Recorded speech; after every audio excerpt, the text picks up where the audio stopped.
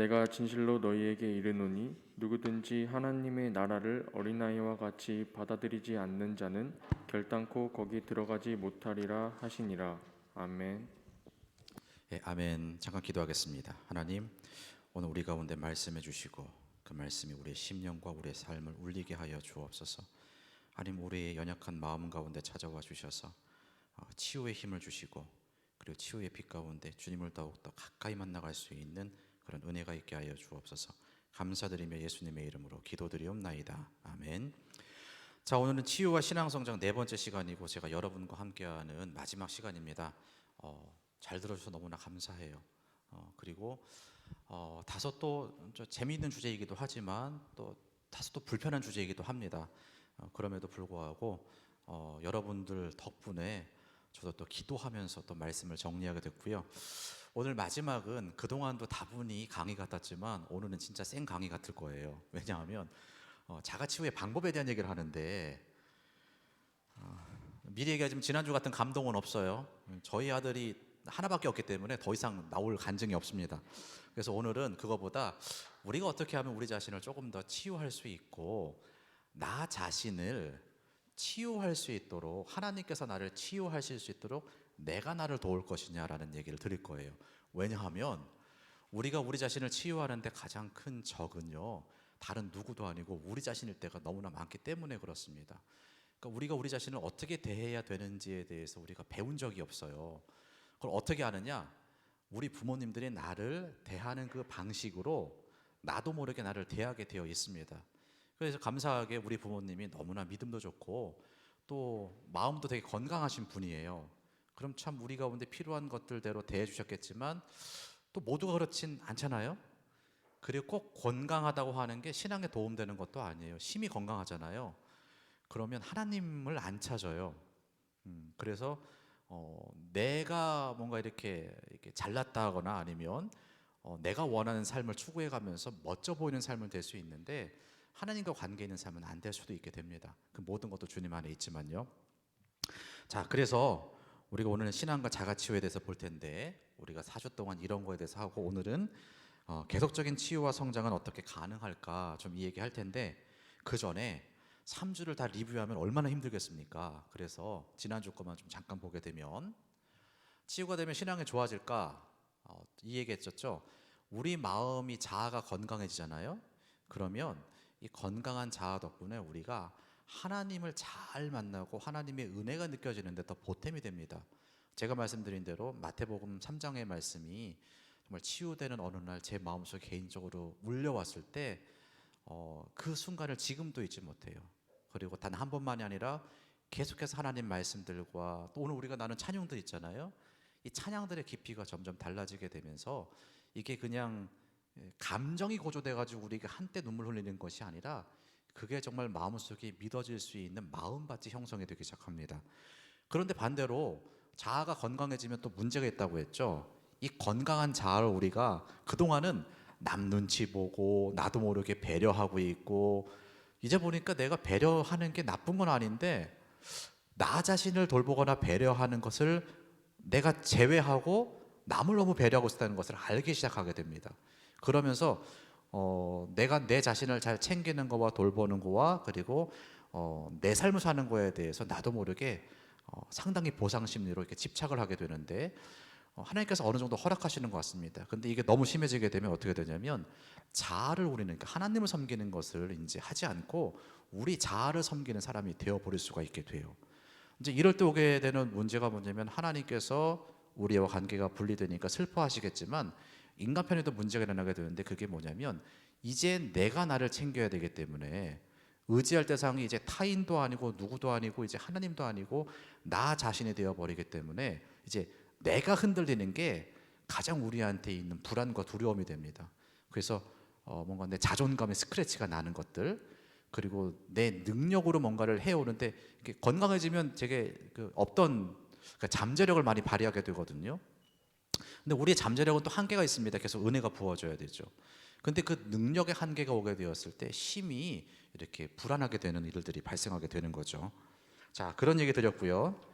그러면서 이제 두 가지 말씀 드렸어요. 이 두 가지 말씀이 우리 가운데 실현돼야 되는데, 첫 번째, 마가복음 12장 말씀 통해서 하나님 사랑하고 나를 사랑하고 이웃 사랑하는 게 골고루 돼야 된다. 그래서 나 자신을 점검해 봤으면 좋겠다.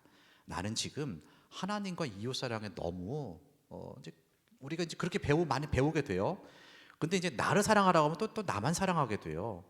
그러면 또 여기서 또 내가 하나님과 이웃에 대해서는 등한히 하지 않는가 좀 확인해 봐야 되고요. 두 번째, 그러면서 이제 마태복음 16장 말씀 통해서 자기 부인 얘기 드렸죠. 그러니까 우리가 자아를 넘어가는 길이 뭐냐면 자아 부인인데, 자기 부인인데, 그건 뭐냐면 나에 대한 어떤 그런 집착에서 넘어서서 하나님께 나를 맡기는 단계로 넘어가야 된다. 여기서 중요한 게 뭐냐면 자기 부인과 자기 학대를 구별해야 된다. 그래서 회개기도 얘기 드리면서 하나님께 따라가지 못하고 계속 실수하고 범하는 나를 하나님께 올려드리는 게 자기 부인이에요. 그런데 내가 그런 얘기를 하면서 하나님, 내가 또 이렇게 못했습니다, 내가 못났습니다, 이렇게 고치겠습니다 하면서 내가 나를 바꿔보려고 하게 되었을 때 그때 자기 학대가 되어버리게 된다고 말씀을 드렸어요. 또 한 가지, 자기 부인이라고 했을 때 중보기도 말씀드리면서 내가 누군가를 품으면서 기도하는데 내가 품지 말고 내가 기도하는 그 사람을 하나님께 올려드리라고 했잖아요. 그런데 그러지 않고 내가 어떻게 하려고 하는 것도, 그러니까 내 안에 품는 것도 잘못하게 되면 그 사람을 하나님께서 하신다고 생각하지만 내가 하게 되는 자기 학대가 될 수 있습니다. 왜냐하면 나를 심하게 내 능력 이상으로 몰아붙이게 되니까. 특별히 우리에게 가까운 사람일수록 내가 하나님께 맡기지 못하게 되는데 그럴 때 문제가 일어나더라 라는 말씀드렸습니다. 자, 그러면 치유가 신앙 성장으로 이어지려면 어떻게 돼야 되느냐 하면서 한 가지 예를 들어 드는데, 그게 뭐냐면 우리는 깨진 항아리다. 여기다 뭘 자꾸 들여 부어도 한계가 있고 자꾸 새어나가더라. 온전해질 수가 없습니다, 우리 힘으로. 깨진 항아리가 온전해지는 방법이 뭐라고 했죠? 연못 속에 더 큰데 우리를 맡기고 뛰어드는 거예요. 그래서 제가 이제 지금 교회 상담하는 곳이 있는데, 이제 같이 봉사하는 집사님께서 좀 허전하니까 벽에다가 뭐 이렇게 하나 좀 달았으면 좋겠다라고 해서 뭐 블라인드도 하고 하셨는데 성구 하나를 이렇게 갖다가 붙여 놓으셨어요. 너희 염려를 주께 맡기라, 이 말씀 아시죠? 상담하다 가만 보니까 그 밑에 영어로 써 있는 거예요. 근데 밑에 뭐라고 써 있냐면, 다는 생각 안 나는데, 너희 염려를 주께 맡기라 할 때 cast the anxiety 이렇게 돼 있어요. the anxiety겠죠? 뭐죠? 불안을 던져버려라예요. 그 말이 맞는 것 같아요. 그러니까 자기 부인은 뭐냐면요, 맡기라는 건 좀 약하고요, 던져버리는 거예요, 하나님께. 나도 던져버리고 내 문제도 던져버리고 이웃의 기도도 던져버리고 다 던져버리는 게 그게 맡기는 거죠. 그래서 여기 마가복음 10장 말씀에 맹인이 예수님께 나아갔을 때 자기의 유일한 전부였잖아요. 겉옷. 자기가 일할 때 일터에 까는 좌판이었고 자기가 밤이 되었을 때 유일하게 가지고 있는 자기 재산이었어요. 전부이자 마지막이었습니다. 근데 이 맹인이 어떻게 해요? 자기 삶의 전부를 딱 벗어던지고 예수님께 달려 뛰어들죠. 이게 자기 부인이고, 우리가 우리 자신한테 매어 있지 않고 하나님께 나아가는 겁니다. 여기 주제가 하나 더 생기긴 합니다. 뭐냐면 그 하나님을 내가 신뢰할 수 있는가? 그리고 나는 하나님을 잘 안 믿겨지고 안 느껴져요 하게 되면 이건 또 신앙적인 차원인데, 사실 이건 또 하나님에 대한 경험을 자꾸 쌓아야 되긴 하지만 결국 내 자아가 하나님께 의탁하는 만큼 우리는 나로부터의 집착에서 나올 수가 있게 되는 거죠. 그래서 치유는요, 나는 지금 다른 사람의 길이 아닌 나의 길을 가고 있는가? 조금 어려운 얘기였어요. 타자의 욕망, 주체의 욕망 했는데, 내가 진짜 꿈꾸는 건 내가 바라는 건가? 이 질문 해보셔야 돼요. 특히 청소년기, 청년기에는 이 질문 꼭 하셔야 돼요. 그리고 조금 위험한 바람일 수 있는데, 사실은 아까 우리 박종훈 집사님을 예배 전에 잠깐 얘기를 나눴는데 그래서 드린 얘기인데, 지금 나의 신앙은 나의 신앙인지도 확인해 보셔야 돼요. 이 얘기는 생각이 안 났었는데 얘기 나와도 생각 안 났는데, 뭐냐면 우리 아이들한테 그 얘기예요. 엄마 아빠가 믿으라고 해서 교회 다니는 게 아니라 정말 내가 이 신앙을 계속 지키고 내가 하나님을 계속 의지할지에 대해서 네가 고민해 반다라고. 그 고민을 내가 같이는 해주겠다고. 그래서 우리 아이들도 자아 정체성을, 나는 누구지? 뭐 이런 거 있잖아. 난 우주에서 어떤 존재이지? 그리고 난 뭐하러 살지? 뭐 이런 질문들 들지 않습니까? 이런 질문들이 드는 그 와중에 또 하나가 뭐냐면, 정말 내 신앙은 내 신앙인가 확인해 보셔야 돼요. 점검해 보셔야 돼요. 그래서 이제 부모님의 신앙에 잘못됐다는 게 아니에요. 그동안 받아들였던 그것을 다시 한번 점검해서 내가 선택해야 그에게 내 신앙이 될 수가 있는 거예요. 부부들 좀 되게 트러블 많은 부부들 상담하다 보면 개 중에 어떤 부부들이요, 이 결혼을 누구 때문에 했다라고 말씀하시는 분이 있어요. 내가 지금 결혼 생활을 내가 하는 게 아니에요. 엄마 아빠가 하라고 해서 하는 거예요. 그러니까 이 부부 생활에서 조금만 문제가 일어나게 되면 이 부부 생활을 받아들이지 못하게 돼요. 마찬가지로 우리가 신앙도 이걸 나의 신앙으로 받아들이지 못하게 되잖아요. 조금만 어려움이 있으면 회의가 금방 찾아오게 됩니다. 그런데 이제 건전한 회의를 하셔야 돼요. 정말 이 신앙은 내 신앙인가? 그리고 정말 하나님을 믿을 만한 분이라고 한다면, 나는 부모님이 그렇게 얘기해서가 아니라 목사님이 그렇게 얘기해서가 아니라 정말 나는 내 마음속에 그 동의가 되는가? 그 마음속에 아멘이 됐을 때 그게 내 신앙이 될 수가 있는 거죠. 이건 쉽게 되는 문제는 아니에요. 또 한 가지, 이게 되려면 반드시 뭐가 되냐면 자아 정체성이 어느 정도 확립이 되어 가야 돼요. 그러니까 나에 대한 질문은 사실 죽을 때까지 하게 됩니다. 그런데 중요한 건 나다운 건 이런 거야. 그리고 내가 원하는 건 이런 거야라는 게 어느 정도 발견이 돼야 이 신앙에 대한 것도 질문했을 때 내 마음속에 정리가 되기 시작합니다. 그게 안 되면 이 신앙도 사실 정리가 안 되게 돼요. 이제 그건 지금 이제 다 논의사항 아니니까 다 말씀드릴 수 없지만, 그래서 치유는 나는 지금 다른 사람 길이 아닌 나의 길을 가고 있는가에 대한 질문이고요. 신앙은요, 내가 이제 건강해졌어요. 그러면 나는 지금 욕심과 죄를 넘어서서 하나님과 동행할 수 있는가? 여기에 대한 질문에 대한 답이 신앙이 줄 수 있는 거예요. 이건 심리치료가 줄 수 없는 답이거든요. 그래서 이제 요새 뭐 자아 초월 상담 이런 거 되게 많이 나와요, 학회에 가면. 근데 그 사람들도, 건강해진 그 수많은 심리학자들 같은 사람들도요, 나를 넘어서는 것에 대해서 되게 많이 연구하고 고민을 해요. 어떻게 나를 넘어설 수 있는가? 그럼 나를 비워야 되는가? 비우면 그걸로 끝인가? 뭘로 채워야 되는가? 이런 거 있잖아요. 제가 목사이기도 하지만 진지하게 고민한 한 사람의 신앙인으로서 말씀드릴 수 있는 건 뭐냐면, 나를 넘어설 수 있는 건 내가 하나님께 드리는 자기 부인의 과정과 함께 그런 나를 하나님께서 은혜로 건져내 주시는 그 두 가지 현상이 동시에 일어날 때 가능하더라고요. 그렇지 않으면 인간은 자기를 넘어서는 게 참 어렵고 힘든 일이 되어버립니다. 여튼 신앙 그런 거 가르쳐 주고요. 자, 그럼 이제 강의 시작하겠습니다. 계속적인 치유와 신앙 성장은 어떻게 가능한가? 강의 시작한데 갑자기 다들 강의 모드가 되고 있어요. 갑자기 네 하고 좀. 자가치유의 원리에 대해서 말씀드릴게요. 자가치유가 되려면 제가 오늘 말씀드린 한 가지 방법을 말씀드리는 이게 유일한 방법은 아니에요. 상담 공부한 거에 따라서 또 자기 어떤 개인적인 거에 따라서 다 다르게 얘기하는데 이건 공통적인 겁니다. 그게 뭐냐면, 자, 이거예요. 저는 보지 않았는데 달콤한 인생이라는 영화가 있대요. 혹시 보신 분 있을 거예요. 거기 보면 스승과 제자가 어느 날 이렇게 나무가 바람에 막 흔들리고 있대요. 제자가 질문한대요. 스승님, 지금 바람이 움직이는 겁니까? 나무가 움직이는 겁니까? 딱 이렇게 질문을 했대요. 보신 분들 알죠? 뭐가 움직이는 거죠? 얘야, 제자야, 바람이 움직이는 것도 아니고 나무가 움직이는 것도 아니고 지금 네 마음이 움직이고 있는 거라고. 이게 스승의 답이었거든요. 근데 자가치유의 원리가 딱 그와 같아요. 무슨 얘기냐? 우리가 살아나가면서 수많은 감정을 느끼잖아요. 특별히 좋은 감정이나 너무나 특별히 부정적인 감정을 느끼는 것들이 다 우리 마음을 요동하게 하는 것들이고, 사실은 그게 사람이든 상황이든 내 마음이 흔들리는 건 상황이 촉발하긴 했지만 내 마음속에 흔들릴 요소가 없으면요 안 흔들려요. 다시 말씀드리게 되면 뭐 그런 거 있죠. 내 성적이 떨어지면 마음이 심히 흔들리죠. 근데 옆에 있는 다른 친구의 성적이 떨어지면 마음이 흔들립니까? 흔들리긴 하죠. 기뻐서 막, 그렇죠. 내가 이번에 쟤를 꺾었다 뭐 이래서 흔들릴 수는 있긴 하지만 걔 성적이 나와 상관이 없어요. 그러니까 내 마음속에 그걸 중요하게 여기는 마음, 그리고 내 안에 그거를 이렇게 건드리게 하는 어떤 요소가 있어야 내 마음은 움직이게 되는 거죠. 그러니까 자가치유의 핵심 뭐냐면, 우리가 살아나가면서 내 마음이 흔들리게 되었을 때 흔들리는 내 마음이 뭔지를 살피면서 우리가 치유에 접근할 수가 있게 됩니다. 그래서 첫 주에 말씀드렸던 마음의 형성 과정 다시 한번 말씀드리면, 우리의 마음이 어떻게 형성되느냐? 부모님과 내가, 부모님 나쁜 사람은 아니에요. 어렸을 때 나를 기른 분이기 때문에 그렇죠. 그런 것들이 세트로 내 안에 이렇게 들어가 있더라. 그래서 이걸 대상표상, 자기표상이라고 말씀을 드렸어요. 자, 이렇게 형성된 것들이 그 다음에 살아나가면서 다른 사람을 만나잖아요.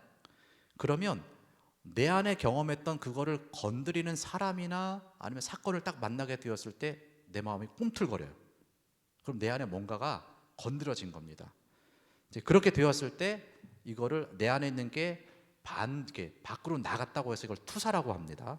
밖에 던져졌다고 해서 그걸 통해서 내 마음속에 뭐가 있는지를 확인할 수가 있는 거죠. 그래서 K양 얘기 드렸죠. 교회 처음 왔어요.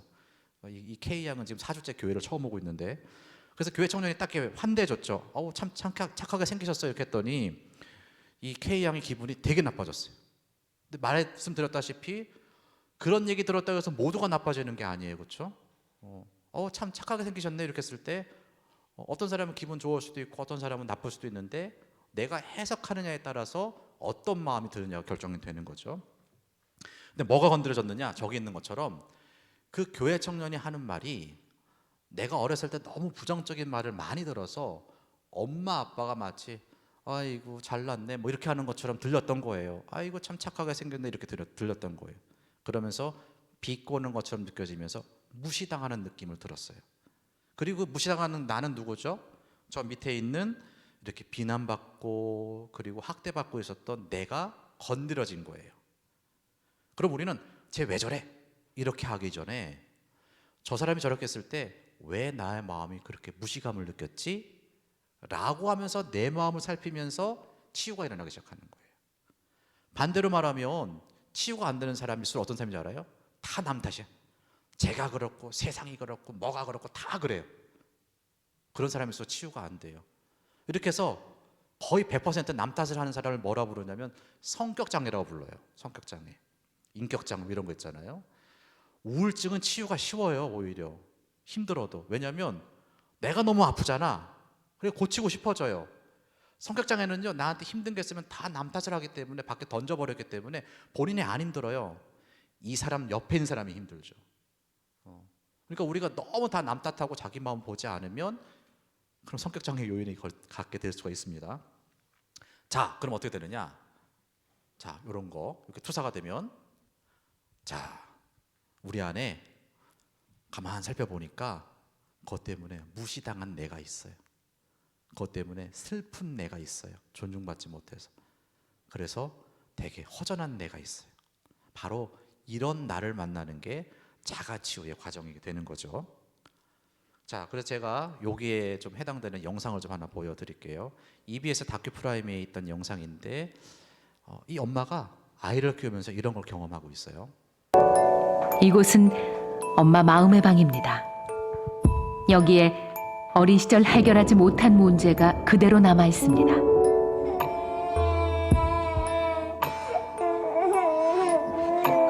엄마 그렇게 얘기했잖아. 그렇게 하면 안 된다고. 몇 번을 얘기 알아들어? 충분히 사랑받지 못해 외롭고 아픈 어린아이.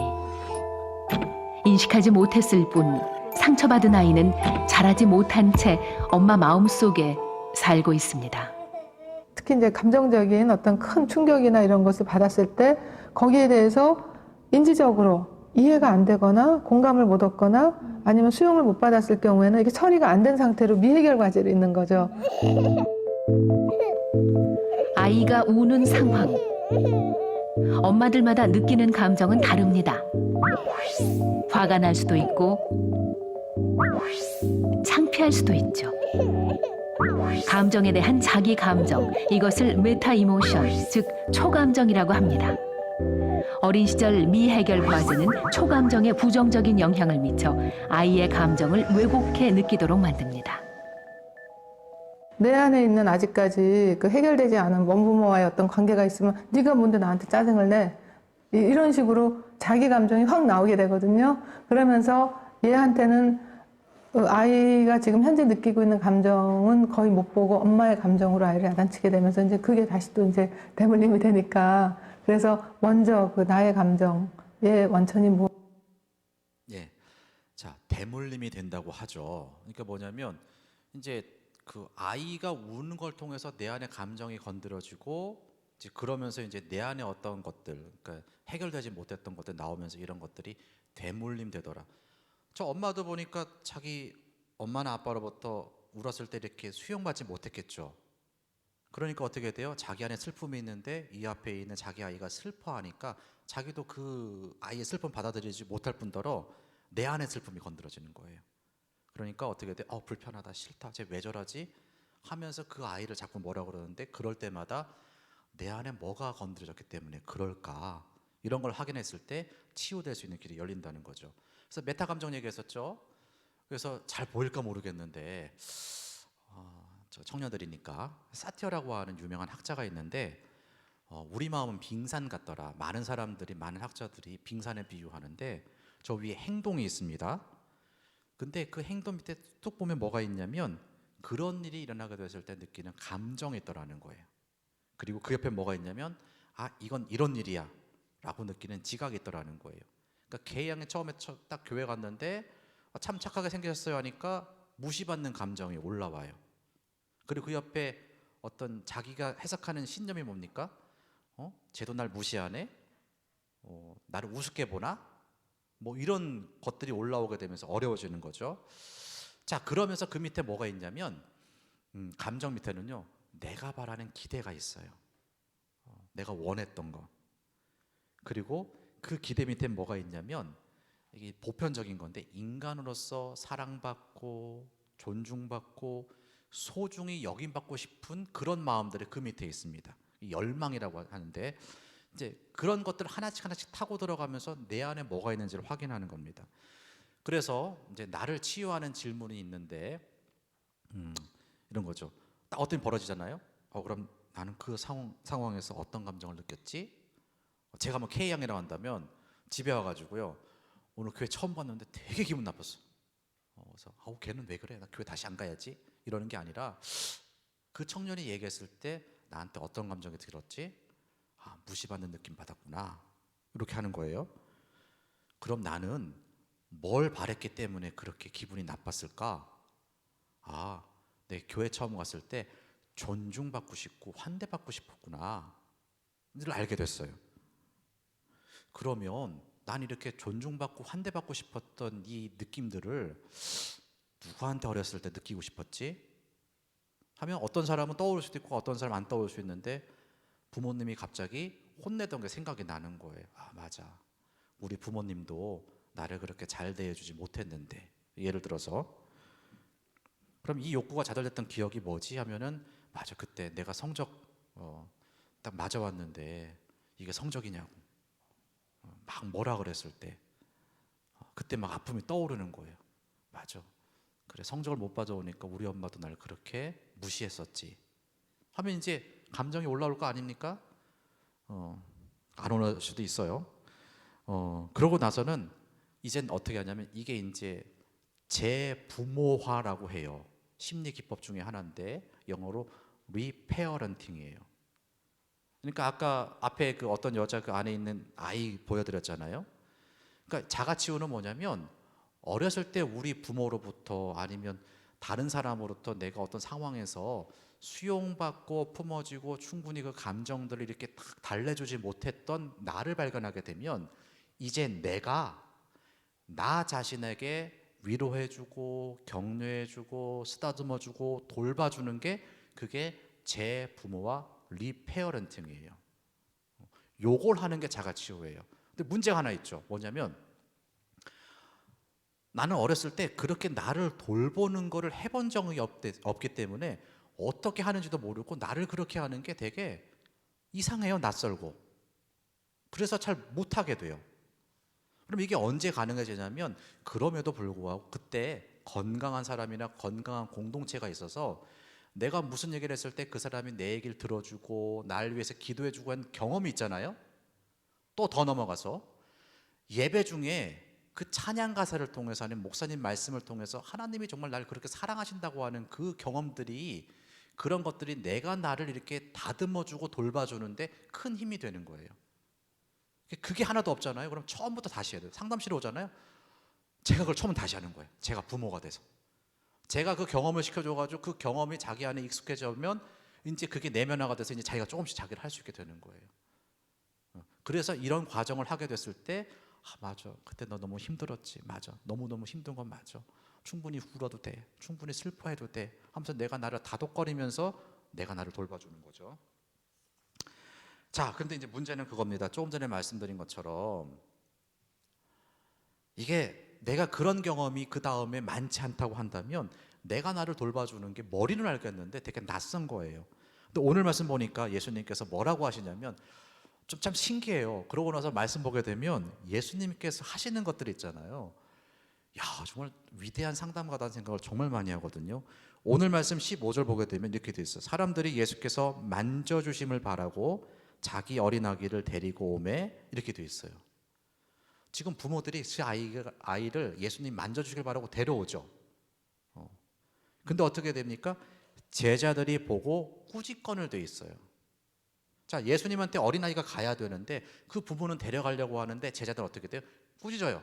왜 어린애를 데리고 오냐고, 왜 이렇게 유치한 데리고 오냐고, 왜 시끄럽게 하냐고 뭐라 그래요. 똑같아요. 아까 말한 메타 감정, 감정 위의 감정이라는 게 뭐냐면 내가 딱 어떤 감정 느끼잖아요. 그런 감정 느끼면 안 돼. 주님 기뻐하지 않으셔. 그런 감정 자꾸 느끼면 사람들이 안 좋아해. 자꾸 화내는 거 그거 신앙적이지 않아 하면서 내가 나를 꾸짖는 제자 역할을 하더라는 거예요.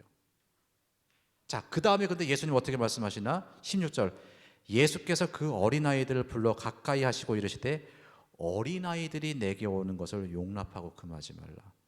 여러분 오늘 이 말씀 꼭 기억했으면 좋겠어요. 예수님은 어떻게 하셨다고요? 꾸짖으셨나요? 아니요. 그 유치해 보이고 그리고 연약해 보이고 정말로 이해 안 되고 정말 어떻게 초라해 보이고 온갖 것을 주는 그 어린아이들을요 내게 오는 것을 용납하고 금하지 말라. 하나님의 나라가 이런 자의 거신이라고 되어 있어요. 제가 이 말씀 여러 번 어떤지 모르겠지만 정말 제가 은혜 받는 이유가 뭐냐면 여러분 우리 마음속에 있는 어린아이가 치유가 되고 치유를 넘어서서 그 어린아이가 하나님 품에 안겨가지고 치유되게 됐을 때 있잖아요. 그때 내 삶 속에 하나님 나라가 임해요. 늘 막 외로움에 시달리는 어떤 누군가가 있다고 한다면 그 주님께서 만져주심을 통해서 그때 사실은 내 속에 있는 외로운 그 아이가 구원받는 거예요. 우리가 예수님 믿는다고 했을 때 영생에 가긴 하지만 단번에 구원받지만 그 다음에 우리 마음이 우리 심령이 구원받는 건 언제냐면 우리 마음 가운데 있는 그 아이를 우리가 찾아서 제자들처럼 하지 않고 부모들처럼 예수님께 데려가서 예수님이 품어주시고 만져주시고 그 아이를 위로해 주시는 것을 경험하게 됐을 때 우리 마음이 그때 구원받게 되는 거예요. 사실 여러분 진짜 구원은 그거 아닌가요? 죄송한 얘기지만 상담실에 오는 많은 크리스찬들이 하나님 나라 가는 거 별로 관심 없대요. 천국 가는 거. 그 뭐가 중요하냐 이거예요. 잘 알지도 못하겠고. 너무 좀 심하게 말했죠. 하여튼 그래요. 너무 힘드니까 그런 얘기 하거든요. 근데 진짜 우리가 바라는 건 나중에 죽어서 천국 가는 것도 우리한테 소망이 되긴 하지만 정말 중요한 건 우리 마음속에 내 정말 늘 볶이는 그 마음이 구원받는 거 아닐까요? 근데 오늘 예수님 뭐라 그러세요? 어린아이가 내게 오는 걸 금하지 말라. 하나님 나라가 이런 어린아이 것이래요. 그러니까 그 어린아이를 우리가 소외시키고 예배드리고 그 어린아이를 소외시키고 신앙생활 하게 되면 진짜 의미로는 신앙생활이 아닌 거예요. 왜? 내 마음은 따로 노니까. 신앙하는 것과 상관없이 내 마음은 세상에서 다르게 노니까, 아파하고 힘드니까 그 마음이 구원받아야 진짜 우리 삶이 구원받게 되는 거예요. 그래서 나를 치유하시는 그 하나님을 떠올려 보게 되었을 때 오늘 이것도 참 좋은 것 같아요. 어린아이를 야, 그 어린아이 나한테 오라고 해. 얘들아 왜 꾸짖니? 와서 내가 그렇게 맨날 힘들어하고 매주 와서 회개기도 하면서 또 반복돼가지고 또 화를 내가지고 아파하는 그 어린아이를 그리고 너무너무 외로워가지고 나도 모르게 정말로 막 이상한 거 보면서 막 그러면서 또 안 볼 수도 없고 보고 나서 또 자책하고 회개하고 막 또 굴르고 하는 그런 아이를 그 아이를 내가 만나고 싶고 품기를 원한다. 주님 나는 그런 내가 싫은데요. 난 맨날 그런 거 싫은데요. 알아. 근데 나는 싫어하지 않아. 이게 주님 마음이라는 거예요. 여러분 안에 어떤 마음이 있든 상관없이 싫어하는 그 마음을 주님은 외면하거나 꾸짖지 않으셨어요. 다 품어주신다는 거죠. 제가 아까 이제 잠깐 사무실에 갔다가 중고등부 김세임 전사님 만났거든요. 목사님 중고등부를 위해서 설교해 주시면 그분 꼭 얘기하시더라고요. 그렇죠? 뭔 얘기할까 생각해 봤어요. 뭐 자살 얘기도 하고 뭐 이렇게 많이 얘기하시더라고요. 근데 무슨 얘기 할까 잠깐 생각하는 건 뭐냐면 내가 나를 너무 싫어하고 미워하는 거에 대한 얘기 하고 싶더라고요. 가만 생각하니까 다른 주제 다 많은데 정말 문제가 뭐냐면 내가 너무 싫어. 중고등학교 애들 상담할 때마다 듣는 얘기거든요. 난 내가 너무 싫어요. 근데 걔들만 문제인가요? 우리도 그렇잖아요. 저도 그렇고요. 내가 너무 싫을 때 참 곤란스러워요. 근데 오늘 예수님께서 뭐라고 하십니까? 난 네가 싫지 않다고. 네 안에 어떤 어린아이와 같고 유치하고 더러운 마음일 수도 난 싫어하지 않는다고 주님이 말씀하시는 거죠. 그리고 그 아이가 내 안에서 정말 구원받았을 때 그때 구원받는다는 거예요. 근데 누가 방해한다고요? 우리가 그런 마음 나오면 안 돼. 밀어넣는 거예요. 밀어넣는 이유도 있어요. 보기 너무 힘들어요. 하지만 주님과 함께 그 마음이 안아지게 되었을 때 진짜 우리는요, 주님이 날 사랑하시기 때문에 나를 받아들일 수가 있게 돼요. 제가 그 얘기 했나요? 청년부에 했나 수예부에 했나 모르겠는데 제가 지금은 안 하는데 애들 너무 커서 우리 아이들한테 어렸을 때 꼭 해준 뭐 의식 같은 게 하나 있어요. 자기 전에 기도해 주거든요. 매일은 못했지만 근데 기도할 때 아빠가 너한테 관심 있다는 걸 표명하기 위해서 어떻게 했냐면 우리 아들이 오늘 뭐 했고 하나님 뭐 했고 이거 쭉 하면요, 하나님은 참 듣는지 모르겠는데 우리 아이는 정말 열심히 들어요. 그 기도를. 우리 아빠가 내가 뭐하지 다 안 해? 이렇게 하고 막 듣고 있거든요. 그리고 나서 가끔씩 뭐냐면 아는 것 같으네요. 하나님이 이 세상에 모든 5살짜리 남자아이를 세워놓고 다시 아빠 아들로 누굴 선택할 거냐 물어보면 아빠는 너 은찬이 너를 선택할 거야. 이 얘기 해줬거든요. 되게 감동적이지 않습니까? 이거 수요 예배 했나 봐요. 김세임 전사님이 가가지고 4살인데 애가 했대요. 아빠는 4살짜리 모든 애 세워놓고 하면 난 널 선택할 거야. 그래서 목사님처럼 감동적으로 좋아하지는 않았지만 좋아하더라고 얘기하더라고요. 무슨 얘기하려고 하냐면 내 안에 4살짜리 아이가 있고 3살짜리 아이가 있고 1살짜리 아이가 있어요. 근데 내가 나의 부모가 되는 건 뭐냐면 내가 내 안에 어떤 모습을 봐도 이 모든 아이 중에 하나님께서 사랑하시기 때문에 나도 다시 너를 선택하면서 널 품어줄 거야. 바로 이렇게 했을 때 자가치유가 일어나게 되는 거죠. 그래서 그 주님을 생각하고 그리고 내 안에 있는 발견한 그 아이를 그 주님께 데려가는 거예요. 그 역할을 우리가 해야 된다는 거예요. 그리고 주님이 날 안으시고 치유하는 거를 상상했을 때 시편 51편 말씀이 있죠. 하나님이 구하시는 제사는 뭐라고요? 상한 심령이라고요. 계속해서 하나님 뭐라고 말씀하시죠? 우리 안에 어린아이 같은 모습 상한 그 마음을 나는 무시하고 멸시한 적이 없다라는 거예요. 나는 오히려 그 아이와 함께하는 걸 예배라고 생각한다고 주님은 얘기하시는 거예요. 그럼 우리는 정말 여기가 예배이던 여러분 골방이 예배이던 정말 예배가 되려면 여러분 안에 있는 그 아이를 만나는 용기를 내셔야 돼요.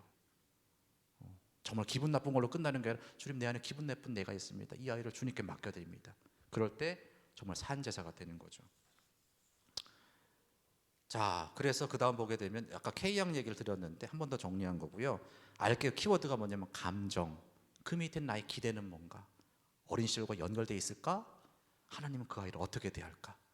그리고 그 아이를 품으시는 주님을 상상하면서 주님께 올려드리게 됐을 때 내 안의 것들이 하나님에서 녹아지게 되는 거죠. 자, 이 얘기 들었지만 이게 쉽지가 않아요. 머리는 알겠는데 내 마음이 안 도와줘서 쉽지가 않게 될 수 있는 거죠. 자, 여기 고민하는 한 엄마 얘기 좀 볼까요? 네? 저를 닮았더라고요. 그 빨간 아이가. 그래서 너무 슬펐어요. 그러다가 살이 오르고 그러면서 아빠 모습이 되니까 기쁘더라고요. 저를 안 닮았으면 좋겠어요. 저는 싫어요. 저를 닮은 게.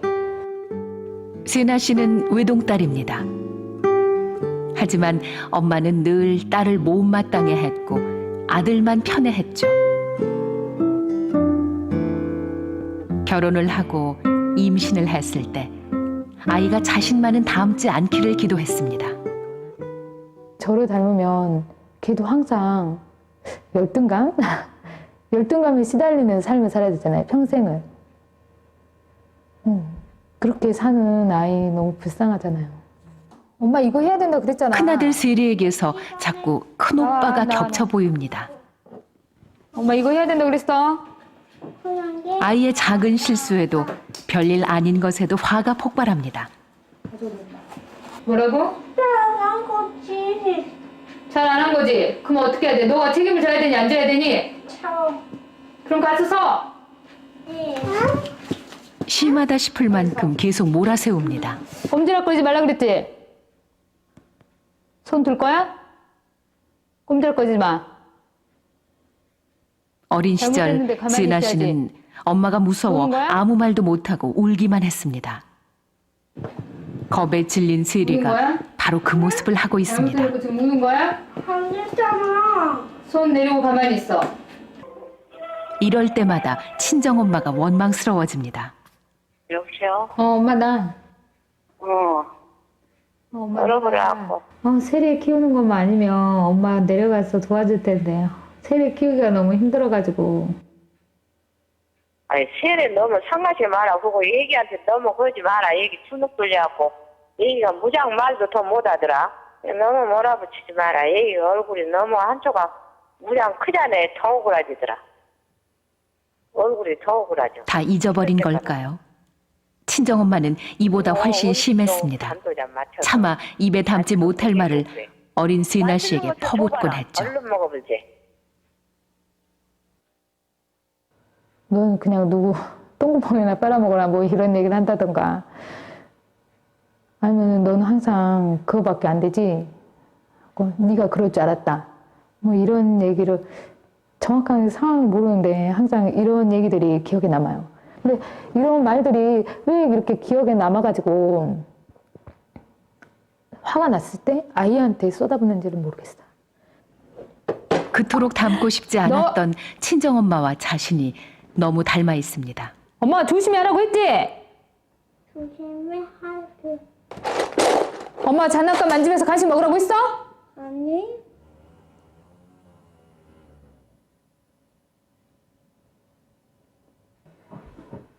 큰애한테는 이렇게 분노가 되게 그러면서 제가 들었던 말들을 이렇게 똑같이 해주고 싶은 그런 마음이 있어요. 눈을 보면서 그 까만 눈동자에 콕콕 찔러주면 괴롭지만 시원해요. 근데 차마 뱉지는 못했죠. 그렇게까지 괴물은 아니니까. 자, 보시면서 어떤 생각 들었어요? 되게 마음이 무거워지죠. 그러니까 내 안에 있는 것들이 해소가 안 되면 사실 저 여자분이 진짜 하고 싶었던 대상은 아이가 아니라 엄마였을 것 같아요. 그렇죠? 근데 엄마한테 이제 와서 한들 무슨 소용이 있겠습니까? 아마 이 영상 보면서 불편하신 분도 있었을 텐데 제가 드리고 싶은 말씀은 뭐냐면 이제 나 자신 가운데 있는 그런 것들을 해결할 1차적인 책임은요 나한테 있어요. 그리고 그걸 아무리 다른 데다 얘기해도 우리 마음은 풀리지가 않습니다. 아까 말한 대로 바람이 흔들리고 나무가 흔들려도 그 나무나 바람을 보는 것이 아니라 그 흔들렸을 때 같이 움직이고 있는 내 마음을 바라보면서 내가 나를 안아주게 되었을 때 내가 온전히 안아주기 너무 힘들지 않습니까? 내가 그렇게 큰 존재가 아니니까 주님이 나를 안아주시도록 내가 내 자신을 잘 도와주게 되었을 때 그때 자가치유는 시작이 되게 되는 거죠. 주의점을 좀 말씀드리겠습니다. 첫 번째, 작은 감정부터 시작하시기 바랍니다. 너무 센 거부터 하지 마시고 왜냐면 압도당하게 돼요. 특히 내가 오랫동안 묵혀둔 감정일수록 그 감정을 내가 들여다보려고 했을 때 그걸 내 자신이 받아들일 수 있을 만큼 아직 건강해지지 않았다고 한다면 오히려 크게 역효과를 낼 수가 있기 때문에 내가 감당할 만큼 하셔야 되고요. 또 이제 이게 어려운 이유 하나가 뭐냐면 오랫동안 내가 내 감정 안 보는 식으로 그러니까 억압이라고 하죠. 억압하거나 부인했으면요 내가 날 들여다보려고 해도 잘 안 느껴집니다. 그러면은 그런 감정이 다시 인생의 어떤 그런 일들 통해서 나오기 전까지 잘 안 나오기 때문에 어거지로 이렇게 마음을 좀 후벼파려고 하지 마시고요. 반대로 말한 것처럼 너무나 감정이 센다고 할지라도 그건 자가치유를 할 수가 없을 때가 많이 있습니다. 그리고 너무 큰 감정을 내가 다루려고 하게 되면 오히려 그 감정이 내가 되어버려서 외로움이 그냥 내가 외로움을 느꼈는데 외로움이 그냥 다 뒤집어쓰면 어떻게 됩니까? 못 살아가요. 그러니까 이게 너무 큰 감정이라고 한다면 나 혼자 다루기엔 좀 한계가 있다는 말씀 드리고요. 그리고 또 치유를 위해서 마음을 보다 보면 또 이게 또 일종의 중독이 되거든요. 그 자꾸 의식이 자꾸 마음으로 가요. 근데 이제 기도하거나 내가 뭐 저녁에 일정한 시간에 하루를 돌아볼 때 나 이럴 때 빼놓고 나머지는 마음을 이렇게 잠깐만 확인하시고 보지 마세요. 안 그러면 이게 또 거기에 있어가지고 내가 마음속에 갇혀버리는 일이 일어날 수가 있게 됩니다. 우리의 의식은 말한 것처럼 현재와 가까운 미래, 지금 여기에 있을 때 가장 건강한 상태이고 치유하기 위해서 한 번씩 마음 들여다볼 때만 들여다보셔야 됩니다. 또 하나 반드시 기억할 게 뭐냐면 이거는 꼭 기독교인들 상담사만 말하는 게 아니거든요. 우리가 우리 자신을 온전히 보려고 했을 때 우리 자신 내 힘만은 안 되더라. 내면에 있는 그 강한 에너지 이런 것들이 사실은 우리를 힘들게 할 수 있기 때문에 더 큰 존재가 필요하다는 얘기를 많이 하는데, 그래서 꼭 주님의 도우심, 그러니까 주님의 임재를 이렇게 구하면서 하셔야 되고요. 또 하나, 치유되는 것만이 건강한 삶은 아니에요. 여러분, 불행하지 않은 게 행복한 건 아니잖아요, 그렇죠? 그러니까 이걸 다 치운다고 행복해지는 게 아닙니다. 그게 아니라 이걸 내가 불편하기 때문에 치유해 가지만 그와 함께 내가 행복해지고 마음으로 그리고 영적으로 건강해질 것들을 계속 하게 되는 문제가 또 있기 때문에 단순히 그냥 치유되는데 너무 목숨 건지 않길 바라겠고요. 그래서 그 다음에 긍정성을 키우고 신앙생활을 통해 하나님과의 관계를 견고히 하는 게 그게 먼저입니다. 또 하나님과도 잘 안 되시면 말씀드린 것처럼 건강한 공동체나 건강한 관계를 통해서 또 이게 배울 수 있게 되거든요. 그게 꼭 필요합니다. 자, 마지막으로 자가치료가 어려울 때 내가 그렇게 하려고 하는데 효과가 없거나 혹은 악화되는 경우에는 꼭 전문가한테 바로 도움 청하셔야 되고요. 그리고 또 한 가지는 우리가 그러면서 심리적인 방법, 신앙적인 방법이 있잖아요. 기도하고 말씀 보고 또 이렇게 같이 이렇게 중보하는 그런 것들 통해서 하는데 의지가 이렇게 내 컨트롤 안 될 때가 있어요. 그 의지가 컨트롤 안 되는 건 신앙의 문제가 아닙니다. 그건 이제 그걸 넘어서서 마음이 아프다는 거거든요. 그럴 때는 전문기관에 가서 제가 진단을 받으라고 되어 있잖아요. 그러니까 내 마음이 조금 아프긴 하지만 내가 조절할 수 있는 마음인지 조절할 범위를 넘어간 마음인지를 확인해 보셔야 돼요. 이제 그러기 위해서 이제 심리 검사가 보통 필요하게 되는데 그 밑에 있는 것처럼 그럴 경우에 이제 제가 아시겠지만 주일날 오전에 10시 반부터 12시 반까지 뭐 1회이긴 해요. 왜냐하면 상담을 하게 되면 최소한 하나의 증상을 완화시키는데도 10회기 이상의 시간이 필요하거든요. 되게 긴 과정입니다. 되게 쌓여 있는 게 많은데, 그렇지만 더 중요한 건 뭐냐면 1차적으로 내가 지금 정상적인 범위인지 아닌지를 여러분들과 대화를 통해서 1차로 확인해 드릴 수 있고, 조금 더 염려스러우면 심리검사 같은 걸 해가지고 확인할 수도 있어요. 저한테 와도 그게 가능하지만 또 하나는 지난주에도 말씀드렸지만 여러분 대학교 다니고 있으면 대학 상담센터가 다 있어요. 거기 가도 심리검사 대부분 무료로 하거나 아니면 10회기 정도는 무료로 상담해 주거든요. 그래서 힘들 때 꼭 그런 걸 찾아봤으면 좋겠어요. 아프면 어디 가요? 병원 가죠. 마음이 아프면 어디 가요? 상담 받든지 누구랑 얘기하든지 병원 가는 것도 그게 필요한 일입니다. 너무 나쁘게 생각하지 않았으면 좋겠습니다. 그리고 맨 마지막으로 여러분 혹시 주변에나 누가 정말 심각한 문제이잖아요. 그런 경우일수록 이거는 논문에 여러 번 나와 있는데 상담 치료와 약물 치료를 병행할 때 가장 효과적이에요. 그래서 저도 저한테 상담받으러 오는 분 중에 어떤 분은 그냥 하지만 어떤 분은 약물 치료에 동의 안 하시면 저 상담 안 한다고 해요. 왜냐하면 이분 약물 치료 안 하면은 아까 말한 대로 그런 감정이 이렇게 탁 뒤집어 써가지고 자아 기능이 어려울 것 같아요. 이거를 지연하거나 조절해 주는 게 약물이거든요. 제가 그렇게 해서 그냥 수술하잖아요. 그러면 마취제 없이 수술하는 거랑 똑같은 거예요. 그러면 오히려 더 악화됩니다. 상담받으면서. 그래서 상담 치료와 약물 치료가 꼭 필요할 때가 많이 있고, 제가 이제 지금 박사과정 공부하는 데가 미국 학교라서 한 번씩 미국에 가는데 거기 갔을 때 이제 현재 미국에서 LA에서 상담하시던 목사님이 계셨습니다. 근데 그분이 그런 얘기 하더라고요. 미국에서는 취업하려고 하잖아요. 그러면 너의 장점과 약점에 대해서 물어본대요. 쭉 얘기하자면 너 약점을 어떻게 관리하니? 이렇게 물어본대요. 그렇죠. 요새 좀 상담받고 있어요. 라든지 뭐 어떤 프로그램에 참여하고 있어요 하면 얘는 자기가 취약하고 스트레스가 많을 때 어떻게 대처해야 되는지 알고 있는 애구나 하면서 그런 애를 뽑아준대요. 반대로 글쎄요 뭐 그냥 그때그때 넘어가던데 하게 되면 얘가 직장 생활하다가 스트레스 많게 되면은 그걸 잘 관리를 못 하겠구나.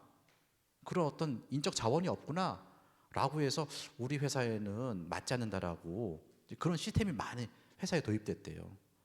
그러니까 이제 우리나라는 아직 좀 부정적이긴 하지만 상담이라고 하는 거, 그리고 내 마음을 돌본다고 하는 건 중요한 자기 관리 중에 하나입니다. 그래서 그런 것들을 잘 하게 되었을 때 우리가 인생을 조금 더 건강하게 살 수 있고요. 또 하나 가장 중요한 거, 신앙을 위해서는 건강한 자아가 정말 기본 베이스가 되어야 됩니다. 마지막으로 말씀드리면 오늘 예수님께서 말씀하시죠. 어린아이가 내게 오는 것을 용납하고 금하지 말라. 하나님의 나라가 이런 자의 것이다. 그리고 17절 말씀에 내가 진실로 너희에게 말하노니, 성경에 보면 예수님께서 진실로 혹은 진실로 할 때는 강조하는 거예요. 꼭 그렇다는 거예요. 내가 진실로 너희에게 이르노니 누구든지 하나님의 나라를 어린아이와 같이 받아들이지 않는 자는 결탄코 거기 들어가지 못한대요. 하나님 나라에 들어가지 못한대요. 너무 무서운 말씀 아닙니까? 그러니까 우리 신앙생활에 우리 내면 안에 있는 이 마음들이 같이 함께 동참하지 못하게 되면 하나님의 나라가, 우리가 구원받고 영생은 받지만 하나님의 나라가 좀 멀어질 수도 있는 거예요. 꼭 상담받으라는 얘기는 아닙니다. 하지만 나를 돌보는 거, 그리고 내 개인적인 시간에 정말 아픈 마음을 내가 봐야 돼요. 이건 주님이 못 해주세요. 내가 볼 수 있도록 환경을 조성하긴 해주시지만 그 나를 보고 그 나를 주님께 정말 올려드리게 되었을 때 주님께서 나를 만지시고 그리고 내 마음이 구원받는 것을 그때 경험을 하게 되는 거죠. 여러분 4주 동안 말씀드렸는데 이게 끝이 아니라고 생각을 합니다. 또 여러분 만날 기회도 있을 것 같고, 그리고 개인적으로 정말 찾아오게 되면 상담실이 아니어도 연락해서 목사님 차 한잔 사주세요 하면 제가 언제든지 웰컴입니다. 오셔서 여러분 삶의 내 얘기 같이 나눌 용기 있다면 기꺼이 함께 해드릴게요. 제가 이 교회에 하나님께서 오게 한 이유가 거기 있다고 생각하기 때문에 언제든지 삶을 나누고 같이 아파하고 같이 울고 같이 기도할 수 있는, 이제 얼굴 봤잖아, 그렇죠? 이제 마스크 보면 못 알아보기 시작할 거예요, 그렇죠?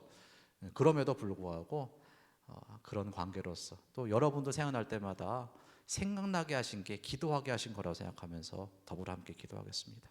예, 기도하겠습니다. 하나님, 우리 청년들 지켜주시고 하나님께서 이 4주의 기간들 넘어서서 하나님 치유해 주시고 만져 주시옵소서. 주님, 그 마음 주님께 드리려고 할 때마다 그 아픈 마음 주님께서 드러내 주시고 그 마음 주님께 드릴 때 어린아이를 용납한 주님처럼 주님께 만져 올려드릴 수 있는 복된 청년들 되게 하여 주옵소서. 영생을 주신 것처럼 이 친구들의 마음과 삶 가운데도 하나님의 나라가 임하게 하여 주옵소서. 감사드리며 예수님의 이름으로 기도드리옵나이다. 아멘. 우리 감사하는 마음으로 찬양 올려드리겠습니다.